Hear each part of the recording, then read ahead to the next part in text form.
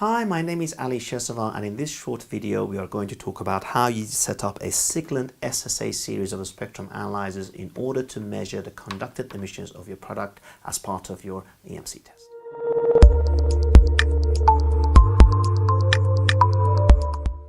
Okay, so let's turn on our spectrum analyzer. This is a Siglent SSA Series spectrum analyzer which goes up to 2.1 gigahertz. You just have to wait for it to crank up. We are going to set everything up in order to measure the conducted emissions as part of European Union's EMC directive. So there we go. We set up now. On turn on, at least this one is set to 1 gigahertz. So the first thing that we need to do is to set the frequency. Now, the frequency that we would like to measure for the EMC test is from 150 kilohertz to 30 megahertz. So first thing that you do, you press the frequency button right here, and then you can see that these soft menus change, and here you've got a start frequency and you've got a stop frequency. So I set the start frequency to 150 kilohertz. So you first press this start frequency button, you can see that it goes blue, and then you type in 150. You see that the menu has changed to the units, so you change that to kilohertz. So now your start frequency is 150 kilohertz. The stop frequency for the test is 30 megahertz. So again, you press the stop frequency right here. You can see that this changes to blue, and you type in 30 megahertz. Now, this is showing now the full spectrum as part of the EMC directive. So from 150 kilohertz to 30 megahertz of this power supply.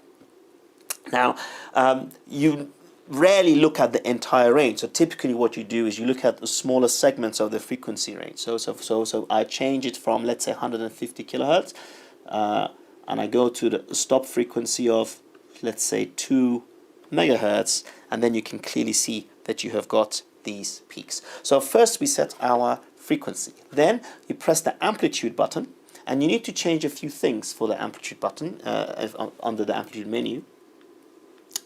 First of all, you need to change the units from dBms, which is the default turn on, to dB microvolt, which is defined in the standard, or if you're working in microamps or microvolts or whatever it is that you're using, the standard is defined as dB microvolts. So I've changed the units to dB microvolts, and you can see that here on the y-axis the units have changed. Then please note that further down here you've got something called reference offset. Now, the vast majority of listens have got a 10 dB attenuator in them, and therefore we need to set that. If you are using a listen that has got a 10 dB attenuator, if you here type in 10 dBs, again you press the dB button, then it will display the axis correctly. So what you measure is actually correct, taking into account that you have got a 10 dB attenuator. After that, you press the bandwidth button. You've got here BW for bandwidth.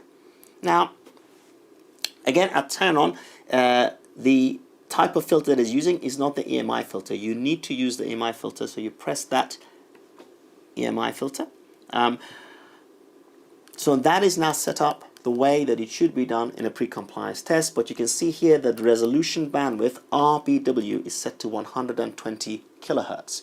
Now, the standard that we're going to use specifies 9 kilohertz, so you change that 120 to 9 kilohertz, and you immediately see that it changes the characteristics of the resolution bandwidth so that you see the spikes correctly.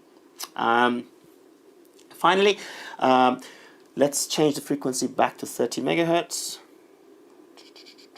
Frequency, stop frequency, 30 megahertz. That's the entire spectrum. As I said earlier, you all usually look at segments, but it will be nice to set this preset button so that every time you set the preset, it goes immediately into this setup, so that you don't have to go through all of these steps every time. And in order to do that, you go to File and you change the save type to STA. I think it is for stands for state, I'm not sure. And then you press the file button instead of directory, and then you say save the STA, and it gives you a window whereby you type in your name that you want. You can name it whatever you want. Let's just stick with whatever it is, STA2. You press enter, and that is now saved on the internal memory.